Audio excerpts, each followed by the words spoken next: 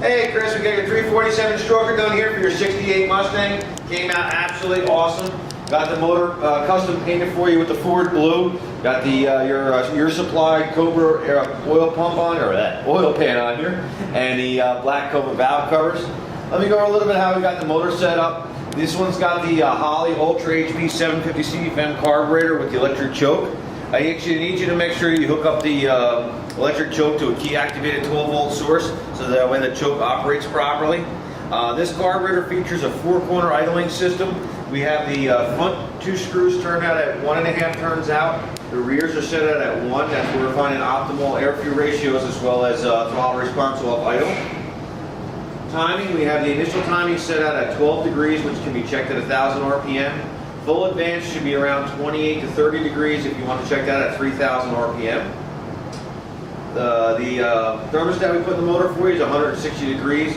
This thing will typically run about 180 to 190 degrees when it's on that Mustang with a proper aluminum radiator and dual electric fans. Next note for you is a big one on a Mustang. Low radiator hose runs to a hose with a coil wire in it, or a reinforced hose like you're seeing here.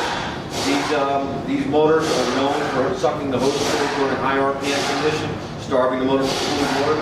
And if you use a nice reinforced hose, you'll guarantee the motor will have a sufficient amount of cooling at all times. Oil, we want to run the Joe Gibbs HR1 hot rod oil, weight of 1550.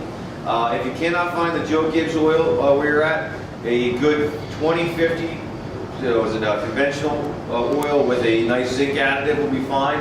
The reason why we're actually going to run a high content zinc oil is because we have needle bearings and roller lifters and roller rockers and to make them last for an extended period of time.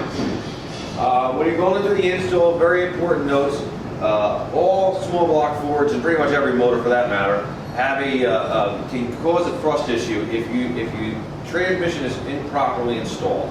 So if you have an automatic transmission, you need to make sure that your 3 clicks with your converters into your tranny. And when you bolt the tranny and the converter together, you should actually have to pull the converter forward to meet the motor.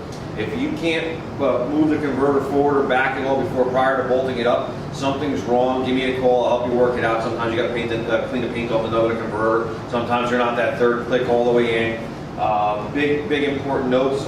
Manual tranny. If you have a manual tranny in this car, the input shaft of the input shaft of the tranny needs to be matched to the motor. Make sure that it's not touching the back of the crankshaft at all inside the pilot.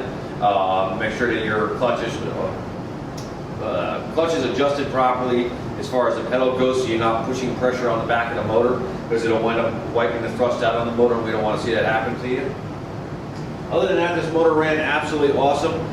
Previous to this video, Matt was walking around doing your valve train the video for you. He shows you the difference between the chrome valve covers and the Cobra valve covers. On this motor, didn't make too much of a difference. This one's pretty much dead quiet all the way around. I think you'll be very pleased with that.